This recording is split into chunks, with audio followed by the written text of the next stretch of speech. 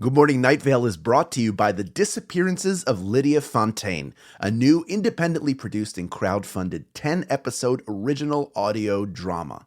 Set in a deceptively familiar world of electronic surveillance and machine-mediated communication, The Disappearances of Lydia Fontaine follows Lydia Ryan and her friends, lovelorn Ethan and wannabe internet sensation Dee, as they struggle to unravel the mystery of her mother's disappearance. Escape the sinister Fontaine family, and survive the feud over her grandfather's supernatural legacy. It weaves bitter family drama and high-stakes intrigue with fantasy and cyberpunk elements to create a surreal mystery about secrets and grudges, old books, big data, and the promise of infinite knowledge. And do not forget the talking birds. It's a full-cast production with original music and a bespoke soundscape presented through a series of found-footage-style surveillance recordings. And it's important to note, this show was made entirely without generative AI. Even the computers are voiced by human actors. Episodes are free, and you can start listening right now with the Season 1 finale due to come out on August 16th. For more information, go to lydiadisappears.com. and find The Disappearances of Lydia Fontaine wherever you get your podcasts and start listening from the beginning. Insurance isn't one size fits all, and shopping for it shouldn't feel like squeezing into something that just doesn't fit. That's why drivers have enjoyed Progressive's Name Your Price tool for years. With the Name Your Price tool, you tell them what you want to pay, and they show you options that fit your budget. Enough hunting for discounts, trying to calculate rates, and tinkering with coverages. Maybe you're picking out your very first policy, or maybe you're just looking for something that works better for you and your family. Either way, they make it simple to see your options. No guesswork, no surprises. Ready to see how easy and fun shopping for car insurance can be? Visit Progressive.com and give the Name Your Price tool a try. Take the stress out of shopping and find coverage that fits your life, on your terms. Progressive Casualty Insurance Company and Affiliates. Price and coverage match limited by state law.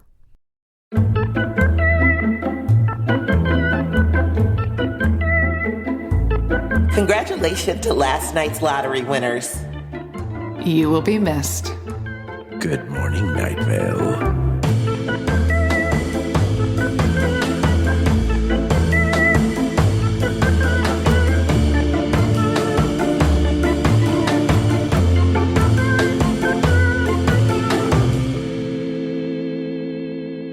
Hi, everybody. I'm Hal Loveland. Hi, a select few of you. I'm Symphony. Hi, just you. Just you. It's me, Meg. And this was such a missed joke for this episode, because the cold open is congratulations to last night's lottery winners. You will be missed. It could be you will be missed. Missed. Like fog. Yeah. Missed. You will be missed. Because it's all about this episode's all about fog. Okay. This is us here together recording episode 184, The Fog of Good Morning Night Vale, which is the podcast that talks about the other podcast, Welcome to Night Vale. It's podcastception, and we do it because we should, and because we want to, and because you should, and because you want to. We're recording this episode today is June 10th. It's 7:56 p.m. Pacific Standard Time, and a curfew has been issued for downtown Los Angeles. But don't worry, guys. We're all at home podcasting. Safe at home podcasting about this episode 184, which the description is a dense fog seeps through the town. Let's talk about it. This was a fun listen. I forgot. Did you forget you were in this? I didn't forget. I knew I made this episode. I knew we made this episode, but I hadn't thought about it since the words left my mouth in 2021. So, literally, that is exactly the feeling anytime I'm listening to an episode and my voice pops up. I'm like, oh, that's me. Yeah. It's me. I'm like, why don't I remember this? And then I'm constantly critiquing like how I did. But, that's showbiz, baby. That's showbiz. But Meg, you did a great job of having your non-existent feelings hurt. Thank you. I was like, there's a lot of emotions in this episode. Yeah. And Cecil and I recorded this one together on Zoom, I'm pretty sure. Okay. Yeah. Which was nice. I was going to ask that because it felt like you were playing off each other. It didn't feel like cut together performances. It felt like you were doing it together. Yeah, we recorded this one together on Zoom, and which is it's always nice to record with Cecil on Zoom because Cecil Totally will kind of direct you a little bit, so so that's nice. It's nice to just be able to have like another person in the room with you while you're trying to do this, especially because one, you're performing for them, and two, like they can give you a note or they can encourage you, and that's really nice. Yeah, and so you're not just like speaking into the void. Yes, so doing dialogue together is nice. I definitely find every time I send stuff in, when I recently recorded 269, which I guess is out now, and I recorded it and then sent it in. I was like, well, let me know if you want anything different, which is in my mind, like, please, I'm begging, give me any bit of direction, anything you hear, like any micro adjustment, anything, please. I would love an adjustment. I'm glad you trust me, but I realize like when I get direction on anything, I love it so much. I like that part of the creative process for whatever reason is really important to me. And so I was like, do you have any, just let me know if there's anything, just let me know. So it's nice to have like somebody give you their thoughts. Hal and Symphony, if you'd like, I'm going to offer this. If you ever have a Night Vale part that you are recording into the void, shoot me a little text, send me a little, I'll give you a note. I'll give you one specific note. Okay. And then one general note, and then we can all rest easy. Perfect. Oh, good. See, that's how you support each other. Friends support actors supporting actors, you know? Yeah. Because I really do. I really love directing, and I really love working a scene and finding different ways to hit it and have different moments of discovery. Cecil's really good with guiding you towards discovery too, I find. Yeah. When he wants to be. After being friends with Cecil for 25 years, it's longer than that, but I don't want to count. I love I love playing off of him because he's so creative. Like he just thinks outside of the box, and he's so varied with his like inspiration and like where he's pulling from sometimes. So if you just feel like you're maybe creatively stuck, he's a great resource for that. He also, I love him like a brother, and I'm like, shut up, don't tell me what to do. But that is a personal failing of my own. Well, thanks for the note, jerk. You don't have to agree with every note. You don't. No, I think that's a lot of learning to become, like, maturing as an artist is knowing what notes you find useful, what notes you don't find useful, what notes are about the person giving you the note more than about you performing it.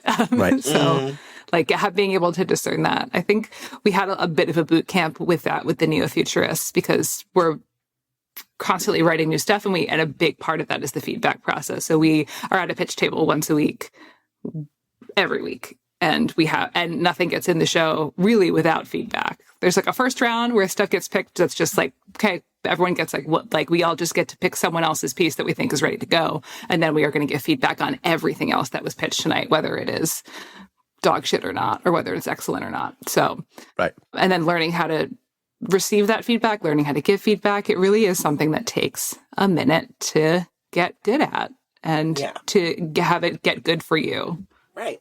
Yep. And, you take what you need and then you leave what you don't. And that's the fun of acting as well, is that it's a bit about experimentation. It's a bit about playing off of each other. And it's obvious in this episode how well you two work together. And honestly, I was just like, oh, it's reflective in the show. Like, it's like, okay. But like, obviously the ultimate thing of the show is that, the fog was just Deb being sad or like upset about stuff. And that's what was obscuring everyone's view and hearing and stuff like that. And their little spat is what caused that. But in the end, Cecil learned to appreciate Deb, and Deb learned what? I think Deb learned that she had a bit of vulnerability there. She learned that that the humans are silly and worthless, but maybe they're not so worthless to her. And that maybe the way that humans interact with each other is not entirely below her. So she found herself getting emotional. She still, of course, has her walls up, but because those are never coming down. But there was definitely a moment where she values Cecil's friendship. So I just wanted to hear you say it. Yeah. Another thing with working with Cecil on this and then just listening to it back is that at this point in the game, it's 2021, Cecil's been Cecil for years and has done thousands and thousands of hours of reads on this show. Whereas Deb, I've done Deb in the live shows and I've done Deb, probably 5 or 6 hours on the podcast. So he is so confident and so rock solid in his Cecil that you're like, there is that sort of thing where it's like, oh, like I'm punching above my weight a little bit here because I'm so like acting a scene with someone who has done this so many times before, right? Yeah. Well, he has a level of comfortability in the voice, in the mannerisms, in all of that thing. And like, when you're still like, I feel like there's still like a level of discovering our characters that we have every time we get a script, because we're not doing this every week or every few weeks, right? We're not like, we haven't, even though we've been on the show for so long, it happens with more space in between, right? So you have all this time to have other things, like do other projects and like things to seep in. And Cecil's been in this, like you said, he's been in it for a minute. So it's just like putting on an old coat for him. And for us, you're like, okay, let me shake off the dust and like get back into it. What are my mannerisms? What's the voice like?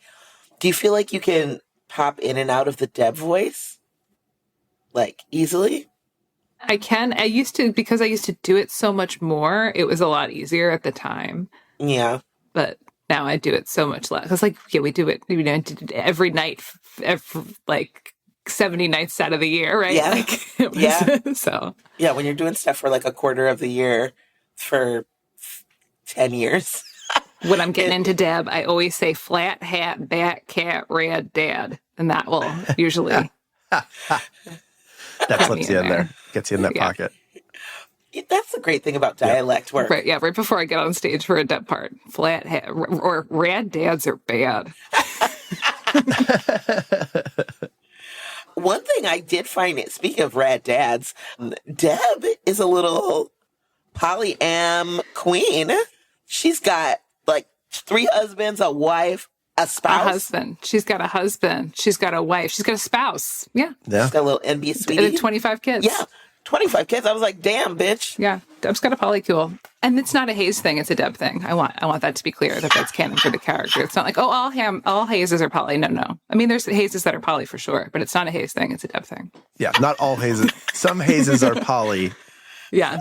Not all of them. Yeah. This isn't like you're learning about the culture of Hayes. No, you're learning about Deb's personal life. I wondered that. I'm glad you established that. Thank you for making this part of her lore. So if anyone has questions about or headcanons about Deb, now you know, babe. Now you know. Also, an animal lover. Are they also mists, do you think? Or are they not human animals, but animals, the pets? Yeah. They're animal. I'm saying that they're animals. No, there's a sneeze. There's a sneeze. Sneeze. Your pet sneeze. Which that's hazy. Yeah. Okay. It's droplets, which at the time was a real hot button. 2021, a sneeze. It's a very dangerous pet. Yeah. It's like having an untrained Akita, Or one of those big cats, You're just like, oh, it's probably fine, but it could bite your face off, Though like a big cat, like a tiger. Oh yeah, a Tiger King cat. Tiger King. Do you guys follow the cat? It's I think it's a Siamese, and it always is Merv. Yeah. No, don't summon Bagagwa. Charles. Yeah,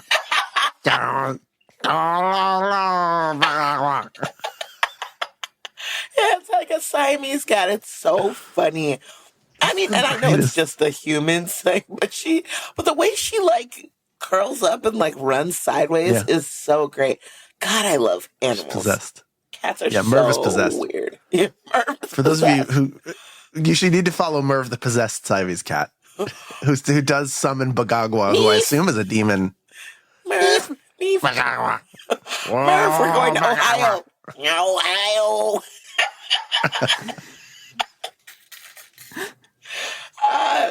Meg, if you have not seen this, we will send you. I haven't seen this. Oh my but God! I don't even want to because I want to just live it through the experience of the two of you being so absolutely tickled. Yeah, I am always amused by. I watch a lot of animal videos, like cats, dogs, especially if they do something silly or they look goofy, like for something, or they do weird stomps or something like that. Like I love interesting stuff like that. I did just find out some of those animals make like $50,000 a month. It's a lot of money. I'm like, damn. Wish I had a pet. I'm running the wrong kind of friggin' social media. They don't have to pay accounts. taxes because there's no taxes if you're an animal. Yeah, and the animal runs an LLC, so it's really like money on money on money. Yeah, but like, man, that's what I'm going to start doing. I'm going to be a faceless account. It's just going to be an animal. That's my next venture, my next influencer venture. I'm just gonna get a possessed cat. My dog doesn't have an Instagram. Why not? Because We can make I don't want her to get addicted. The greatest part about that is that the animals don't know what's going on. They don't know that they're famous. They just know people come up to them and they're like, "Oh my God, Meef," or whatever. I don't want Ruby to spend her puppyhood scrolling and being bullied. She's going to be like, "I pay for the mortgage around here." Eat chocolate, dog. Your Ruby's going to you don't turn want into a child star. Rube. Yeah. I've been telling everyone this because that's what's going on in my life, and my life is very small and simple. Ruby has to go to the dog daycare because we're going on vacation with Joseph's mom, who always watches Ruby. So she has to go to the dog boarding, but there's a camera. So we can see what she's doing while she's there. I mean, she had to do like a test day. So we watched her test day, and she just, it's too big, there's a small dog side and a big dog side, and then each side is like a really big room and a really big outdoor space. And there's always a person in there with them kind of like playing and filling up water and just like, checking in on everything. Ruby followed that person the entire 5 hours she was there. She did not, she was like, I'm people, obviously. So I will be with you, other people. And today we are taking care of these dogs, I suppose. Like she did not. She was not playing with any play or interact with the other dogs. No, she was just followed the guy around all day. And I was just watching it. And at home, should be working. And I'm just watching my dog follow a man around a pen. Joseph was like, I guess that's your day. And then I texted to my sister, and I was catching up with my sister, and we were just on the phone together watching my dog follow this man around. I don't think I would do the exact same thing. I remember when I was on my birthday vacation we were in Mallorca or something, and John's cat, he got one of those cameras that you can talk to your animal through it and like give them treats and stuff. Oh, that's fun. Yeah, so it's like a second you kind of. And Tilda was so confused. We'd be like, Tilda, like in Spain, like being like, Tilda. And she would look and, it's like, oh my God, night vision. Night vision. Oh, yeah. The night eyes. Yeah. Night vision. And her eyes were like so big. She was like so close to the camera. I loved it. That's what I would do. If next time I get an animal, it's going to be high tech. RFID food dispensers, the litter box with the robot litter box. Oh yeah, my sister had that for her cat, and her cat was like didn't like it, not good with it. She was really like freaked out by it. She ended up getting a UTI, and if you've ever had a situation where a cat has a UTI, and then she went crazy, and she was peeing all over the bed. It was like it didn't go great. It was make or break for that cat. Oh, your mileage may vary though. It might be good for your cat. I know. But you also, this could happen. Know the risks. Well, I think if you get it as a kitten, right, and it always knows it, but if you randomly just okay, because you imagine if you were someone just like, okay, you don't poop in a toilet anymore, you poop in a thing that fucking spins. Like, it doesn't spin when the cat's in it, obviously, but still. I would be confused too.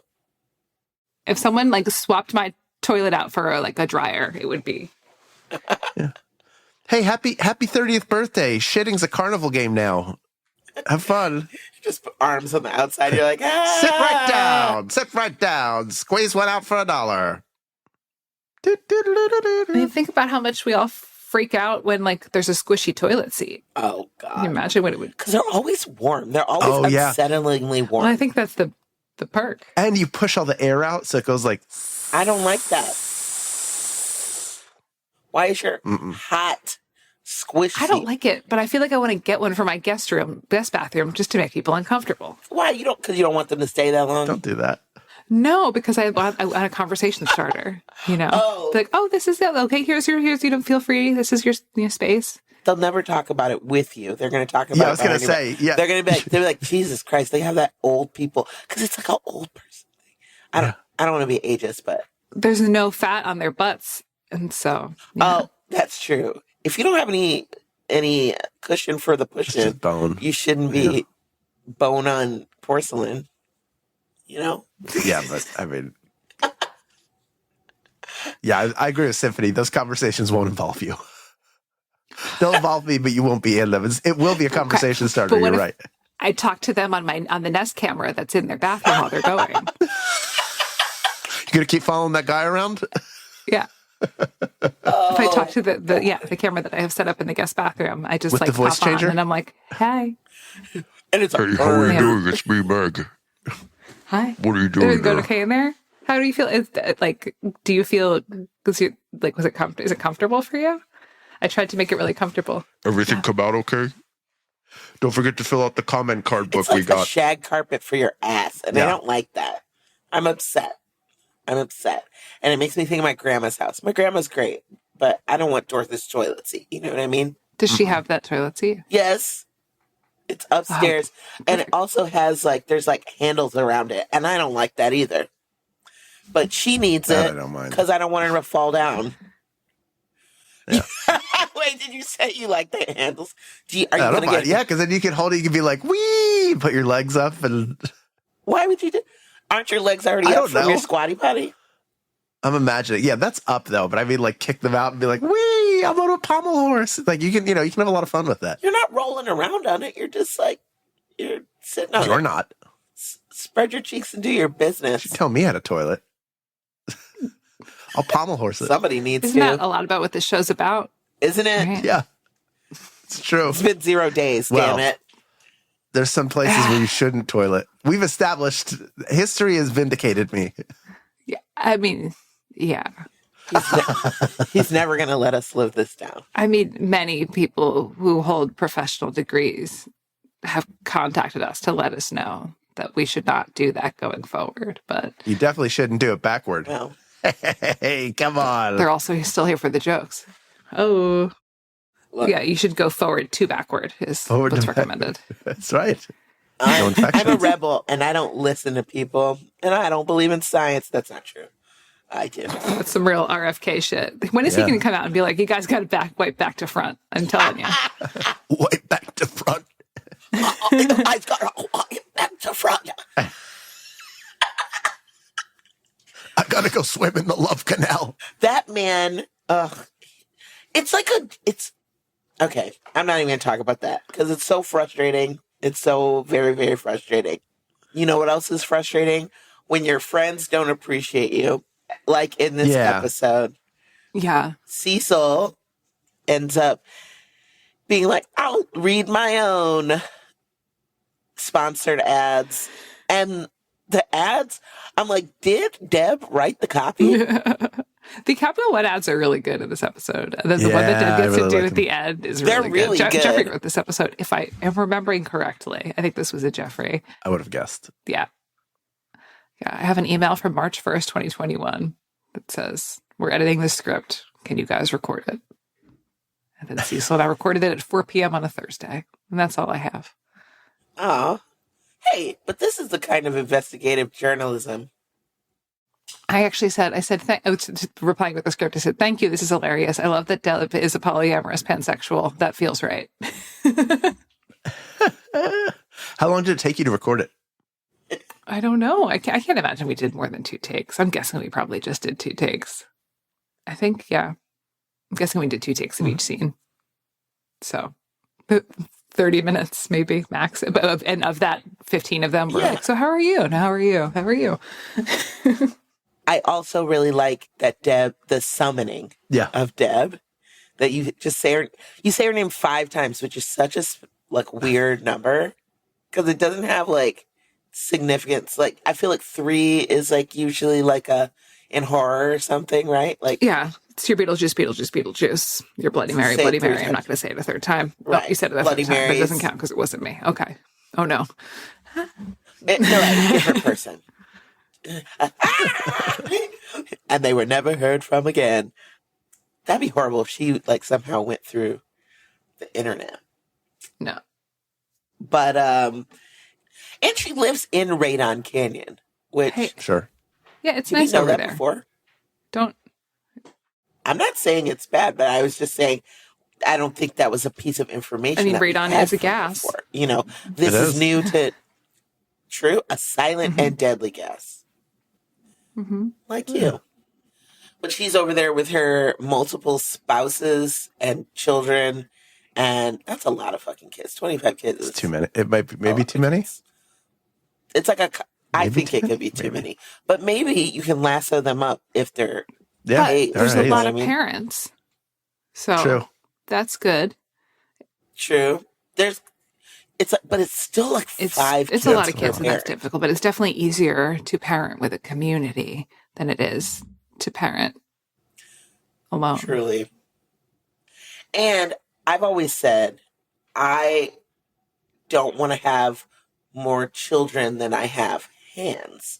But if you don't have hands because you're a haze, like if you can just be a mist over everything, then I guess you don't necessarily need, because I mean, I think about like you got to snatch them up, little runners. Yeah, you have to be like, oh hey, we're leaving the park in 5 minutes. Let's set the timer to leave the park. We set the timer to leave the park, and then get a little warning. Oh hey, we're halfway through the timer. Okay, it's going to be time to leave the park. So the timer goes off. No, and takes off running. So, and then you're hauling them out, and you're doing a haul out, and you can't do it. I can't haul out more than one kid. I have a bad back from having a kid. So vicious circle. Vicious circle. Anyway, I loved doing this episode. I loved listening to it again. I loved that Joseph and Jeffrey wrote it for me, and I loved that I got to act in it with Cecil. It was really nice. It was really nice to do an episode about friendship with my friend Cecil, and especially about a topic that I always am like, no one appreciates my hard work. So it's really nice that they wrote a whole episode about that. So. Yeah. Love it. Up next, we hear from fans and friends of the podcast, but first, a conversation about this episode's weather. Hall of Fame by Mission from Dog. I enjoyed this. It was very like giving singer-songwriter, but gentle. I enjoyed that it was like not too, I don't know, it wasn't like hard, it wasn't like hard rock. Soothing indie rock. With deep lyrics. And I enjoyed that. Exactly. And I enjoyed it. I enjoyed the tune. And I would listen again. Yeah, I would absolutely listen again. And it's a Chicago-based artist, Symphony. So, yeah. You can hang out. What? Portillo's. Pizzeria Uno. The River. The Bean. You can do all that. Obama. The river. Obama. Navy Pier. Lake Michigan. Miracle Mile. Golden Nugget Pancakes. Home Alone. Whacker Drive. Lower Whacker Drive. Upper Northwest Whacker Drive. That's not one. It will be when I go there. Architecture. Architecture. People with accents. Flat hat. Rad dance. Accents? Rad dance. Rad dance. Flat hat, cat, dad. bag. The L Train. Second City. Del Close. I love it. The Annoyance Theater. The Neo-Futurists. The Goodman. That's oh no. Not the Goodman. What's the other one? the one with the S. Steppenwolf. Yeah, Steppenwolf. Steppenwolf. Steppenwolf. Yeah. David Mamet. David Mamet. Mamet.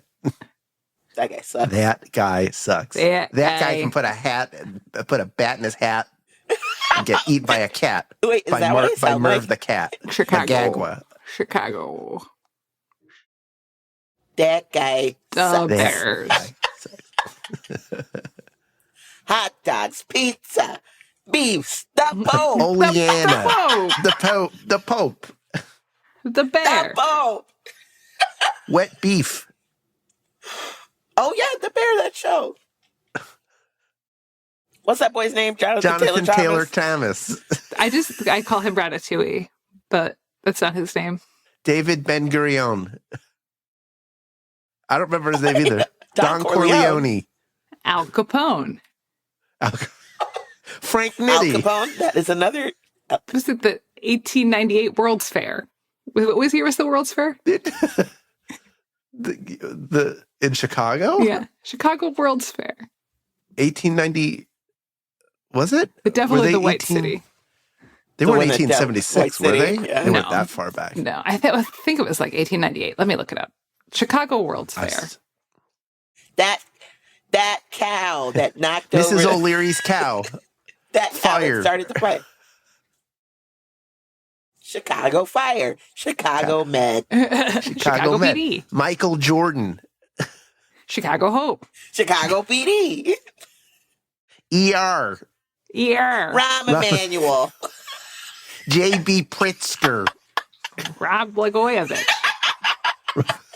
Oh, no. That guy Lake sucks. Michigan. Oh, we love the lake. Oh, my God. Lakeshore Drive. Lakeshore Drive. LSD. Ferris Bueller. Ferris Bueller. Don Shane. The Breakfast Club. Art Institute. The Harold Washington Library. The National Association of Realtors. National Association of Realtors. Their headquarters are there. The Drake Hotel. Lollapalooza. The Drake Hotel. With the ducks. They wander around. Dennis France.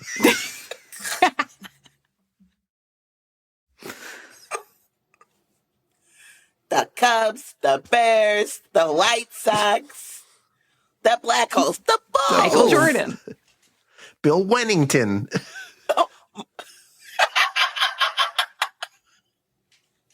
Mike Ditka. And that's where it is. All right, guys. I'm glad we did that. A calzone. I was like, but you know where it doesn't end is a calzone. We can all have a delicious one right now in the FanZone Calzone. Pew, pew, pew, pew. Lately, I've been all over the place. Between touring, dog sitting, and traveling, my routine has become non-existent. Now that my travel schedule has slowed down, I need to get back to eating real food and not just grabbing what I can when I can. And Factor is making that easier for me. Factor meals are ready in 2 minutes and require little to no prep and no cleanup. So even on the days when my schedule is completely out of whack, eating well is still achievable. Like today, I had 3 meetings and a client. By the time I was done, I was hungry and I just needed to eat. So I grabbed the Beurre Blanc filet mignon with Parmesan risotto and it was delicious. I was amazed at how tender it was and how flavorful the risotto was and saved me from having to pick something up quick. And in 2 minutes, I had something healthy, fresh, and delicious. So if you like fast, easy, and delicious meals, I think you would like Factor meals too. Let's eat real. Head to factormeals.com/GMNV50OFF and use code GMNV50OFF to get 50% off and 1 free breakfast item per box for 1 year, while supplies last until 10/31/2026. That's code GMNV50OFF at factormeals.com. GMNV50OFF at factormeals.com. See website for more details. This episode is brought to you by Accenture. When your advertising operations fall out of sync, everything else follows. Spotify and Accenture are working together to reinvent the rhythm of ad sales. using automation, analytics, and smarter workflows to simplify campaign delivery and access better data across the business. The result? Less time spent on operations, more time connecting brands with the moments and fandoms that matter most. Learn more at Accenture.com/Spotify. First up in the Calzone, Paulette writes, "Hello, illustrious tri-hosts. My name is Paulette, she, they, and I'm a Gen Xer. Just turned 53 today. Happy birthday, Paulette. Happy birthday. And first-time writer into your show. I just listened to episode 184, The Fog, and how great is Deb? I enjoy the concept of her character immensely. Her obvious love and simultaneous disdain for humanity mirrors how I feel about humans in general. Honestly, that's the most Gen X thing you could say. I love that. They can be so great and so stupid at the same time. I've been doing a full re-listen to both WTNV and GMNV in prep for my first ever live show coming up in October. More on that later. As a costume designer for local community theaters and an all-around thespian type, I was inspired to try my hand at a Night Vale cosplay. And while there have been many a Cecil, Kevin, and Glow Cloud, all hail, I thought, All hail. Oh, yeah. where is the Deb love? And an hour or so later, I had my first initial design sketch. Here's hoping I can pull it off in time for the show, as I'm still working out how to craft her pet sneeze, Rufus. On a personal note, I got into Night Vale in 2019. I had heard of it previously, but didn't have a good way to access podcasts until I got Spotify. All hail. Yes?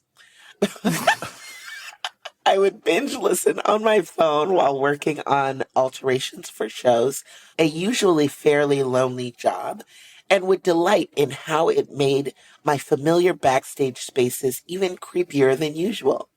I have a specific memory of the episode All Right while working alone in a youth theater building on yet another nun costume for their upcoming production of Sound of Music. I actually had to stop sewing and cup my hands over my earphones to make sure I heard every little detail. There was February of 2020.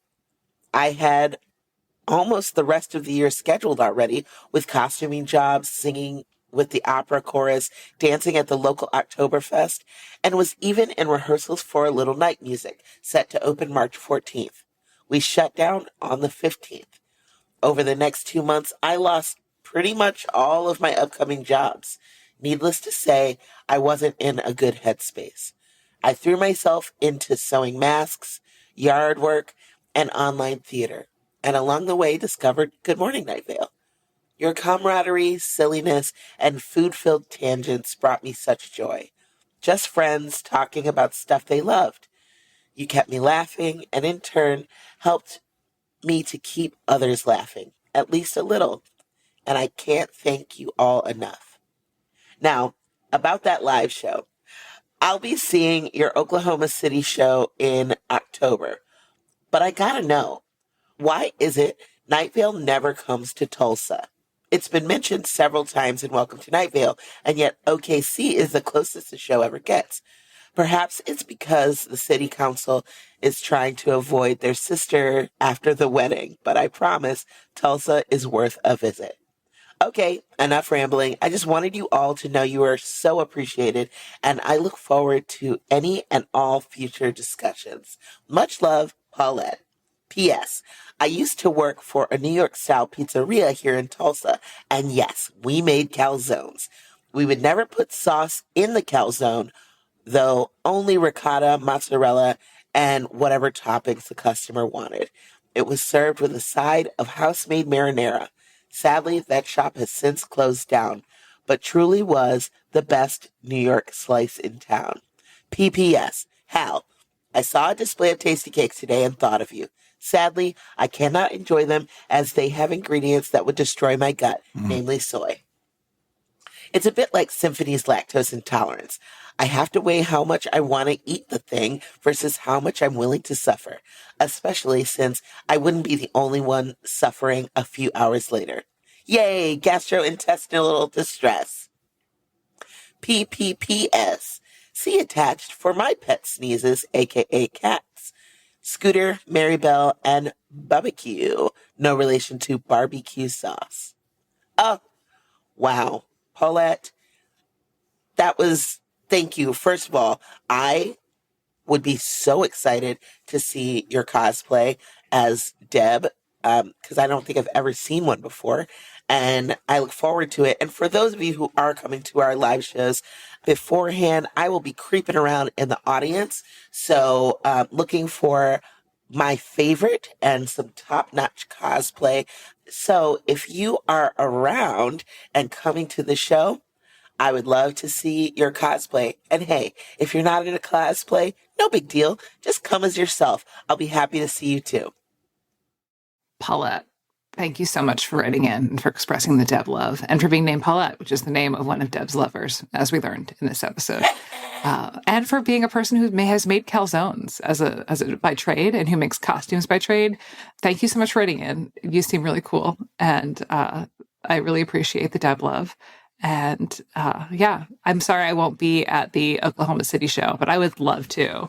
Would love to meet you there if I could. And Tulsa. The reason we don't do Tulsa is because Oklahoma City is the most populous city in Oklahoma, and it is pretty close to Tulsa, which is, of course, the second most populous city in Oklahoma. I was searching my emails because I was like, didn't we have a Tulsa show scheduled that got canceled in 2020? That's not true. But we did. There was like an email back and forth I found in 2018 between me and our booking agent being like, he's like, we should do Tulsa sometimes. There's this really nice room. So it's not out of the question, but it's out of the question for this year. So we'll see you in Oklahoma City. And thank you. Eat the tasty cake. The farts are worth it. Yeah. It's worth the digestive distress. I've eaten half a bloomin' onion in one sitting, and I did it. And it was real rough. I will say, for Deb cosplay, you can be farting. You should be. It's allowed. Right? Yeah. Misting. Yeah, you actually should be farting, probably. Yeah. Skirt. The secret to Deb is her skirt's full of farts. Okay. Dear Tri-Hosts, I'm writing this in hopes you see and save this for when you get to episode 184, The Fog. I love that whenever we hear from Deb, the sentient patch of haze, and this episode has some great moments from her. One of my favorite parts is at the end when she's listing her husbands and wives, and then last one is her spouse, LJ. As a non-binary polyamorous person who is named LJ, this was the best surprise ever. I'm the friend in the group who's converted many people to Welcome to Night Vale listeners. So whenever my friends catch up to that episode, I always get a text asking, is this you? Well, I know there's no way it could actually be referring to me. Every time I hear it, it makes my heart glad because it does feel like a part of me lives in Night Vale canon. And somehow I always forget about it till I re-listen to the episode. And it's always a surprise that brightens my day. That being said, thank you to all of you and the full cast and crew of the Night Vale universe for enriching my life with wonderful weirdness. Keep it coming. Best, LJ. LJ, I'm going to tell you this. From now on, my mind canon is that you're one of Deb's spouses. So, P.S. Unrelated to this episode, I'm also a drag king and I have a Welcome to Night Vale number, and it's always a great way to surprise people in the audience who have heard of the show and never would expect it at a drag show. Thanks for helping me connect with so many weirdos on so many levels. LJ, you rock. Yay. Oh, we love that. Tair writes, Hi, Meg, Symphony and Hal. I've been listening to Night Vale since 2012, but only recently started listening to your show. And listening to the FanZone makes me want to send you emails daily because you all are so good at making the podcast feel like a genuine conversation I would have with my friends, especially with all the swear words and anti-capitalism that I feel like I can just join in. I had to email you today because holy shit, episode 184 is my all-time favorite. First of all, because Deb the Sentient Patch of Haze is now canonically poly, and as a poly person living as part of a triad and who's planning to have like 25 kids total, it honestly makes me so happy to see that represented on Welcome to Night Vale, but also that you guys talk about it in Good Morning Night Vale. Also, I wanted to admit that until this episode, I thought Deb was a sentient patch of haze, H-A-I-Z-E, as in like maize. So I always imagined her as like some yellow wheat-looking thing floating to an imaginary wind. English is my second language, okay? Don't blame me, please. The other reason I also love episode 184 is because it is all about how important good communication is, even between friends. I just love it, okay? Okay, last thing I swear. I was so happy to find out Hal's Jewish from your show. As an ex-Israeli Jew who now lives in the UK, it makes me super happy to find Jews in media I love. Oh, hey! And yes, Choshek is totally Koshek's name, and I love that Joseph Jeffrey included that. Your resident polyamorous figure skater physicist, Tahir. Man, that's badass. Come on. I can't even... Wait, you buried the lead. Figure skater physicist. That's a mic drop. Polyamorous figure skater physicist. Isn't that what Tony Stark says in the Avengers? Damn. Go get him, Tahir. And I thought I was a multi-hyphenate.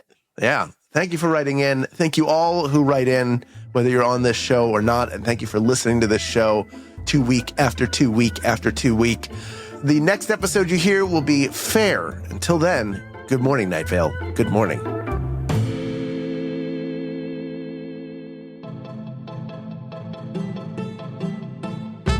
Good Morning Night Vale is a Night Vale Presents production. It is hosted by Symphony Sanders, Meg Bashburner, and Hal Lublin. It is edited by Felicia Dominguez and mixed by Vincent Cascione.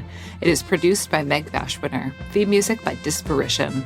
Email us at info@goodmorningnightVale.com to share your theories and ask questions, or to tell us the names of all your spouses. This show is powered by our patrons like Robert Marvin, Sarah Dodge, Sarah Shearer, Teresa Jacobs, and Thora Cottrell. If you are interested in supporting this show in exchange for lots of fun, exclusive, insider, hyper cool kid content, check us out at patreon.com/goodmorningnightVale. For more info on this show, go to goodmorningnightVale.com. Special thanks to Joella Knapp, Jeffrey Craner, and Joseph Fink. The Calzone ingredient of the week is Joel Eisenberg's Desperation.